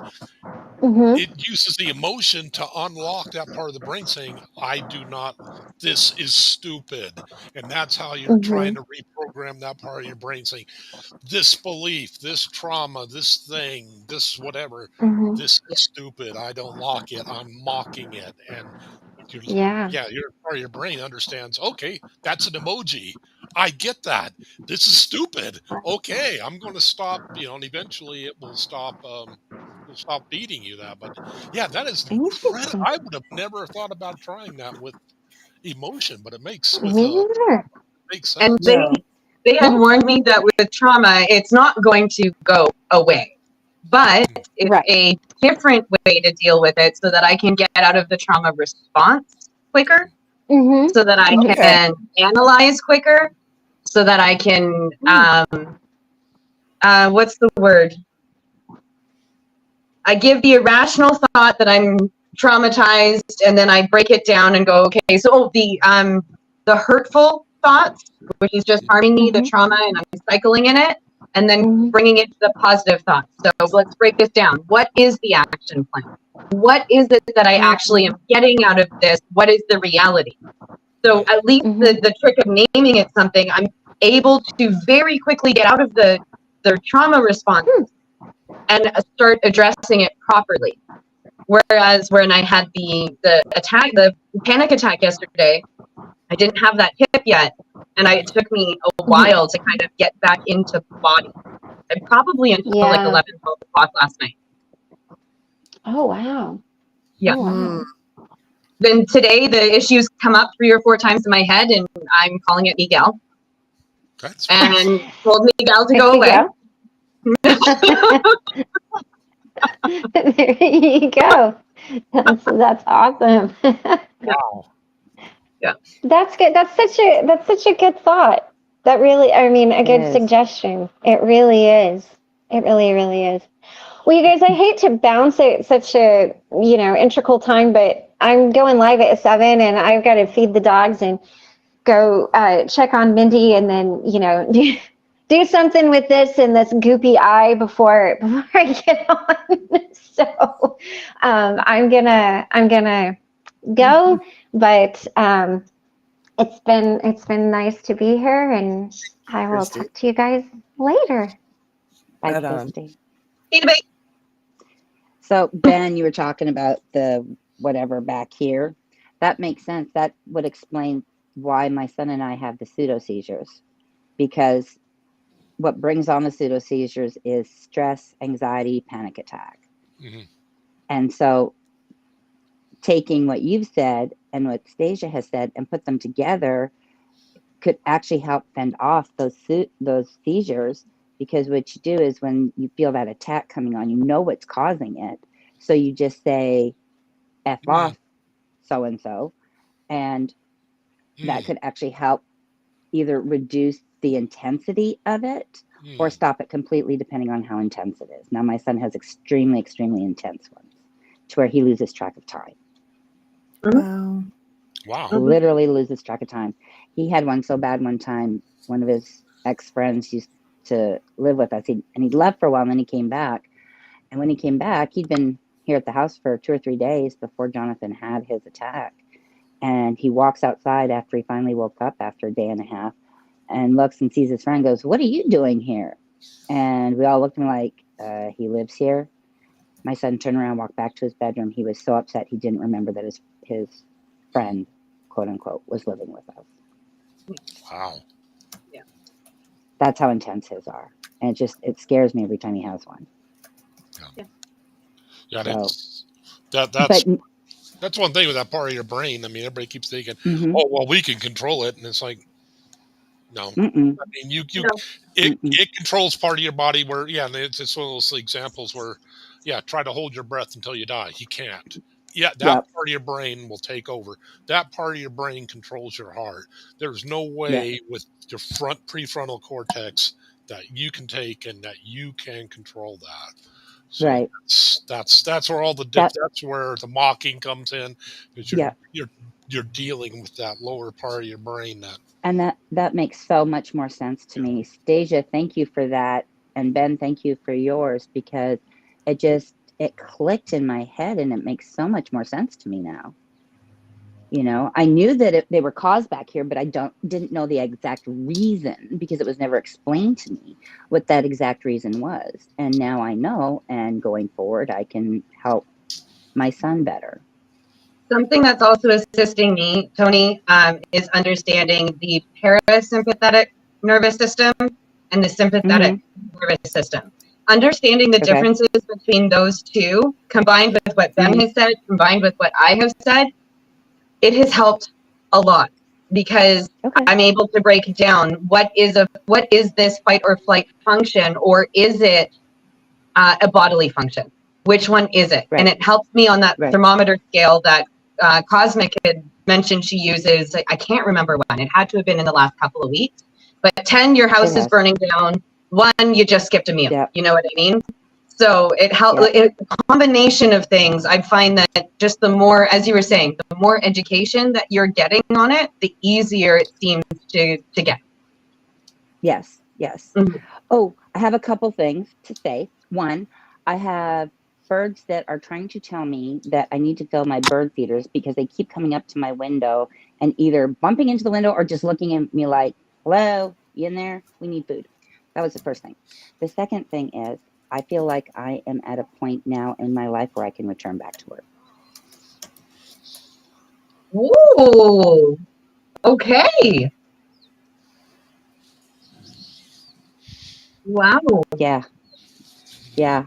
I wouldn't have gotten here with, like, my therapist that I had like 2 therapists ago or 3 therapists ago, whatever it was,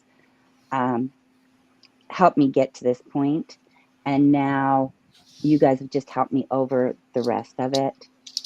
And knowing that I can come here and be here and be part of this and everything is just, it's what makes my life so much better. And thank you to all of you. Thank you. That's wonderful. Because I don't think I ever would have returned to work otherwise. And I have a job opportunity too. Like, she has my name, and as soon as they post the openings, she wants me to put my application in right away. Oh, wow. And it has benefits. And the pay is pretty decent. So, yeah. And I'll make at least double what I make right now on Social Security. So, yeah. Which will help, you know. It will help a lot. But I'm not going to take that money that I earn to spend recklessly like I have been in the past. Because we all know that I'm having emotional spending issues. But I'm going to take that money and I'm going to save it. That extra money, I'm going to save it. It will help pay for the publishing of my children's book. And it will help me to save money to be able to take my men on a really nice trip overseas. Probably to England, Ireland, and Scotland. Wow. So those are my plans. So now you guys have to keep me on track. Wow. A lot of it has to do with yourself, just being able to, like, I understand you want to give us the credit, but something that I've learned anyways is that it takes a lot from ourselves and a lot of effort and work from ourselves to be able to keep us on this path.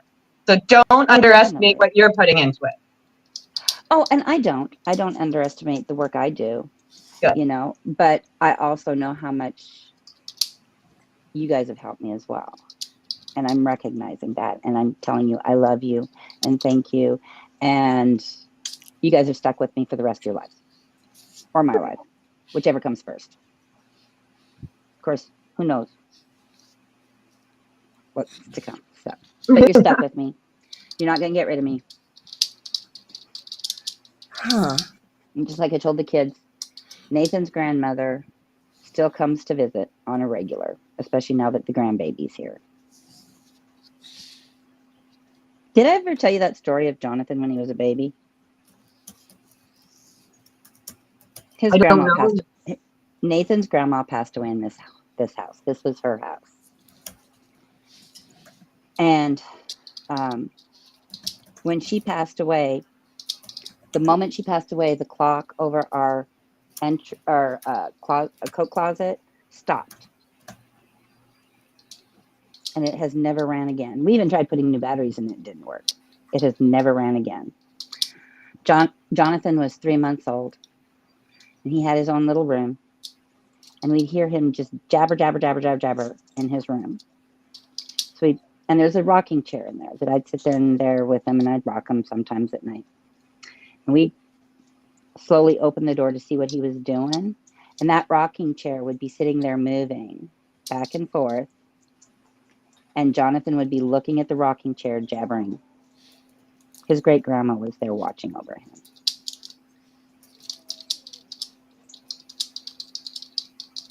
So she still comes to visit sometimes. We can always tell when she comes to visit because she likes to mess with my pictures.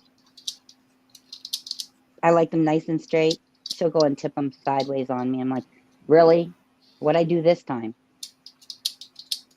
You know, but yeah. So my house feels very safe because I know she's here. And she was, oh my gosh, you did not want to go up against that woman. She would put you in your place faster than you could say boo. But she was lovely. And I loved her. And I knew the moment when I woke up the moment I knew something was wrong.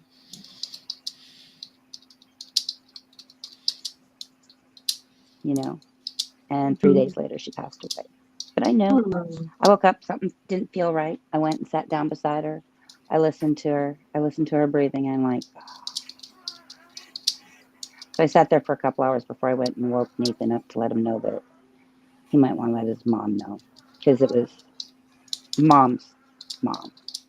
So, but there's good and bad memories at that moment, but you know, I take it as a learning moment.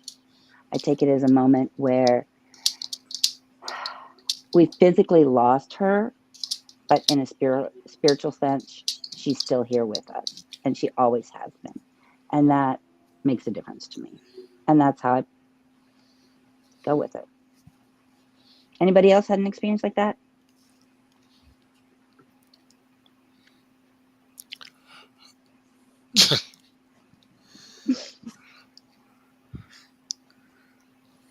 You guys, I am not doing well.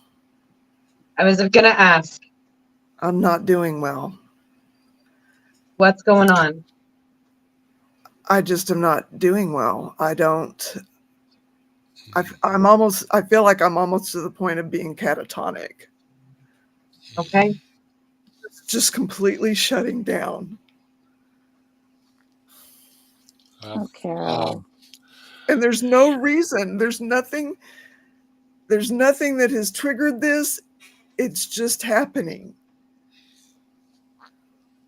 Yeah, and I'm wondering if it isn't like some kind of fatigue or something, either drug or something, being that it's it's not emotional. So yeah, I wonder if it isn't something like that your I mean, body's when you said side effects, I thought, huh. I mean, I've been on these meds for a few weeks now. Does it take a while for would if it were side effects, would it take a while for it to build up and become apparent? It can. Carol, my suggestion is that you reach out to your doctor right away. Let them know what's going on, because if there's an interaction between your medications or this medication isn't working for you, you need to get it taken care of as soon as possible. And so I suggest that you reach out to your doctor right away and let them know, because they're the ones that are going to have to help you through this part, because with you knowing it's not anything is triggering it, the only other thing I can think of, like Ben, it has to do with your medication. And medication has this funny way of one moment it works and the next moment it doesn't, unfortunately. And I am so sorry, Carol, to tell you that. I am so sorry. I have been through so many medication changes throughout my journey that it's hard. It's hard to find that right medicine. It's hard to find that right combination. But when you do find it, when you find that right combination, oh my gosh, life becomes a little bit easier. Carol, do you need to go lay down? You're looking really tired and really Yeah. fatigued. I wonder if maybe I that's just think wouldn't do you so. some good. I can go ahead and close this out. You take care of you first. Please reach out. Yeah. You need anything, please reach out. Okay. You know we're here. Yeah. Yeah. Thank you. Is there anything that we can do for you?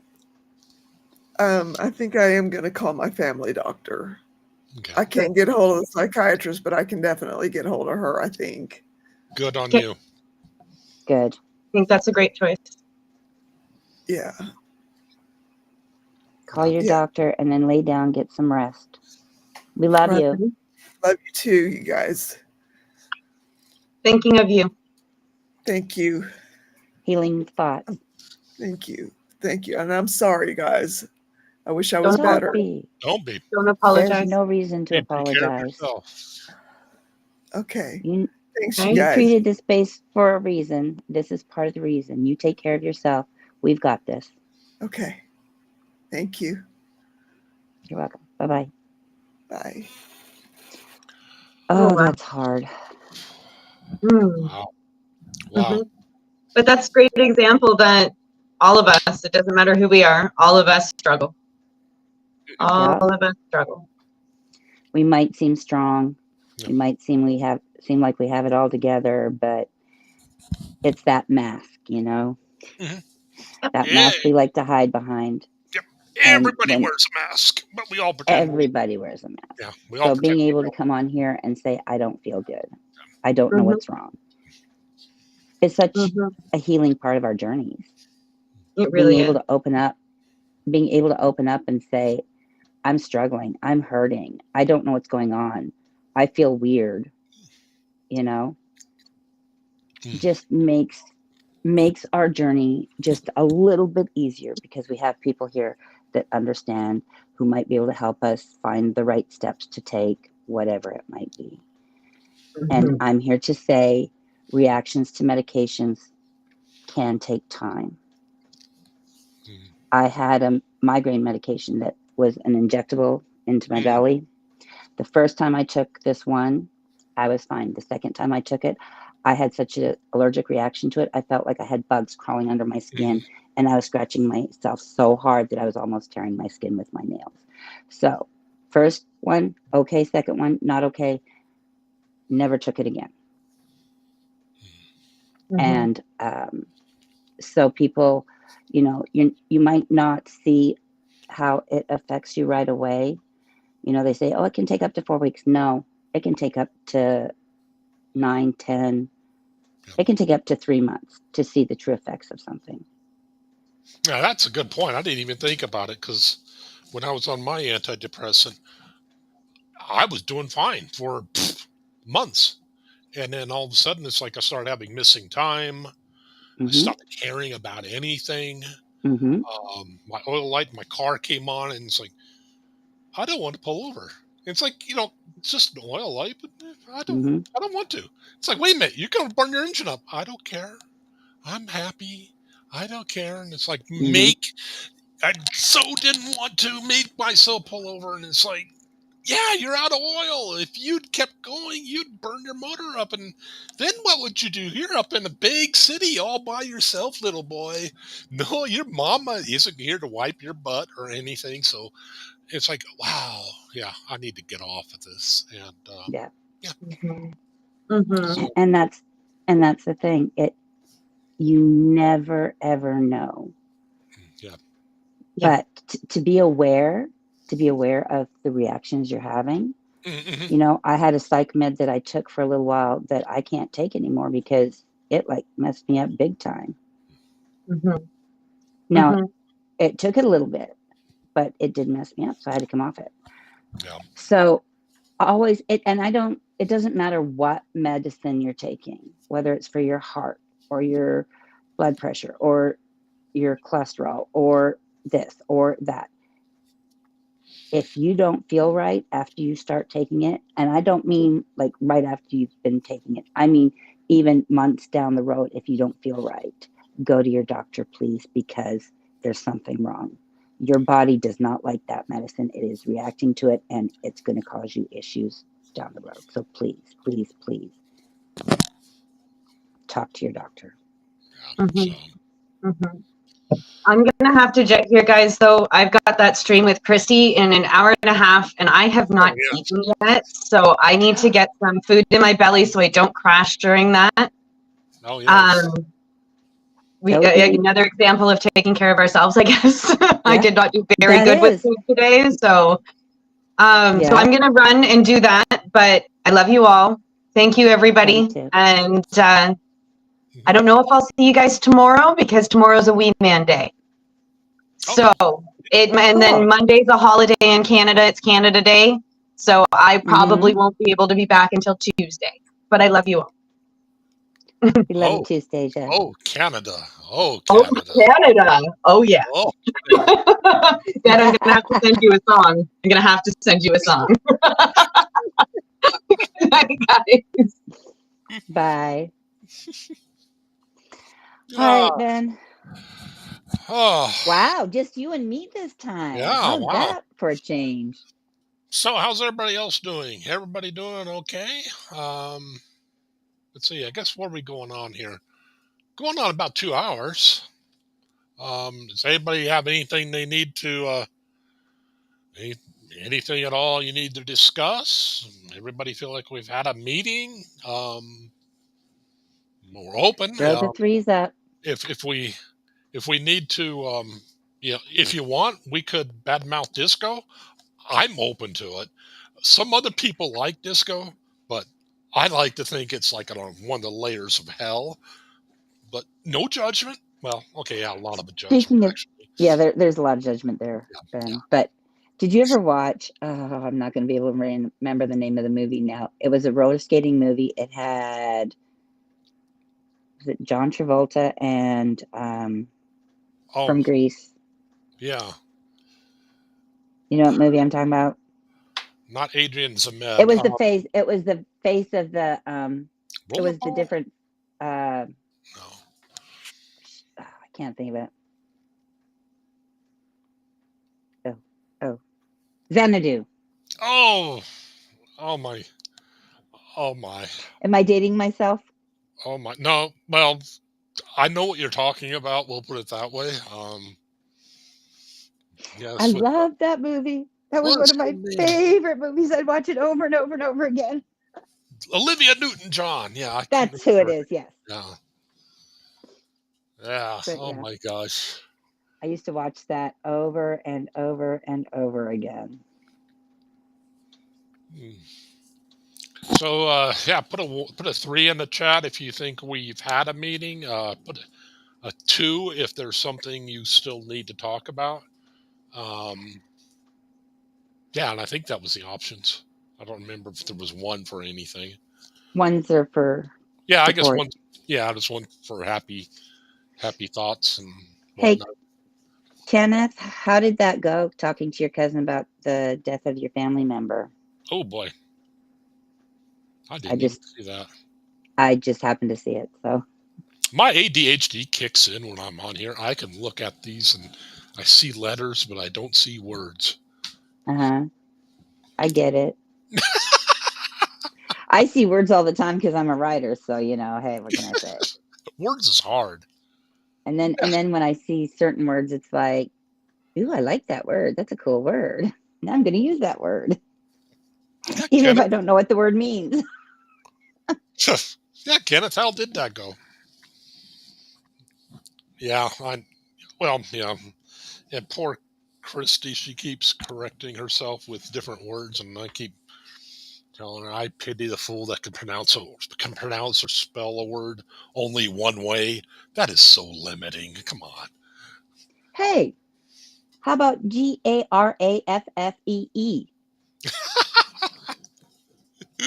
Giraffe.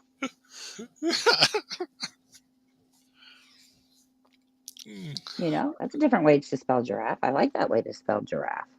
wonder if my chat didn't freeze. No, it looks like the chat's still going. Okay. Yeah, but I don't see anything from Kenneth. Okay. Well, I'll talk to you later. See you tomorrow. okay. All righty. Later, Gators. Love you all. Okay, this is definitely, I guess, a message to us all to make sure we take care of ourselves. Oh, well, I talked to the brother of her dad. She's,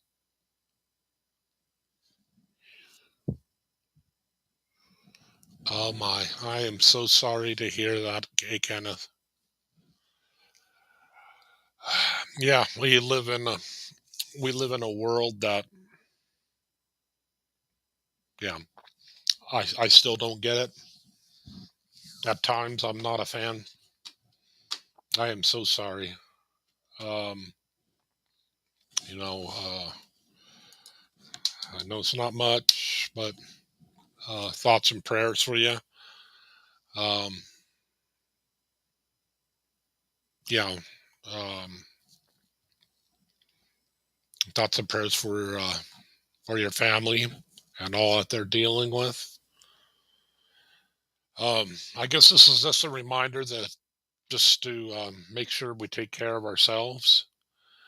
Um, and that's one thing. It's always good to listen to yourself and get an idea of when something new is happening. May not be good. So yeah, just try to listen to yourself. And if you find that you're getting depressed or something, don't try to tough it out. Um, I find in my case, I get depressed still from time to time. And with me, a lot of times I'm tired and I don't even realize it. And yeah, I just need sleep. And I hope that's the case with Carol. But, if she's dealing with her medication, her new medication, could be that. So hopefully she's able to get it worked out. Um, so yeah, thank you all for joining us. And as Carol would say, does she hold up does she do the Vulcan thing? No, she does that. She does the Boy Scout. No, she does the peace, y'all. I'm too used to only having one finger up for a universal sign for, it. Oh yes, I get you. Yeah. And that's funny how that works, isn't it? Sometimes something happens and for some unexplainable reason, um, so it's like when you have a telephone call, you can almost tell by the ring sometimes that it's a bad vibe. Um, yeah, I get that. Um, and yeah, that is amazing how that he's rich.